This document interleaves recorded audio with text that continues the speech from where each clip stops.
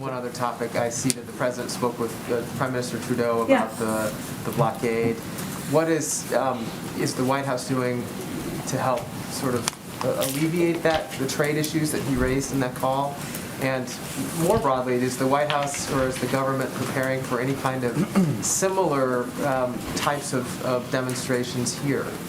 Yeah, so two different questions, so let me try to answer them both. So we have continued, obviously the President's speaking with Prime Minister Trudeau about this as part of our effort, but our team, Dr. Liz Sherwood-Randall, other members of our administration have been in close touch with their Canadian counterparts over the last few days about how to address this blockade and the challenge it is posing to the supply chain. I mean, fundamentally, how we view this is that the impact of these protests, while we certainly believe in peaceful protest, has the potential to impact, and this is why we are very focused on this, communities, workers being able to travel back and forth across the bridge, who are going to work, who may work on different sides of the border, the ability to get food on the table to American families, to get auto parts to manufacturers who are trying to make vehicles. So this is, whatever their intended stated purpose is, this effort is going to has the potential to have a huge impact on workers and the American public.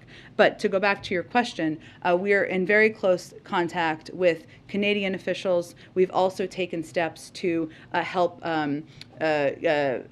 detour routes so that a number of these trucks can move in different routes and be able to cross the border. So, for example, while the Windsor-Detroit Ambassador Bridge continues to remain closed, Port Huron is fully operational. Customs and Border Patrol is rerouting traffic to Port Huron, where all 9 commercial lanes are open. The Detroit-Windsor Tunnel is open, which is a way that individuals who are trying to work on different sides of the border are able to travel as well. And Secretary Mayorkas has also spoken with local officials in affected and potentially affected states, as has Secretary Buttigieg has been deeply involved with this as well. On your second question, we are, of course, on reports of a similar Freedom Convoy I think you're asking about, right, in D.C., event in D.C. in early March. The Department of Homeland Security obviously put out a statement on this the other night. They're aware of these reports. They're taking all necessary steps to ensure that the convoy does not disrupt lawful trade and transportation or interfere with federal government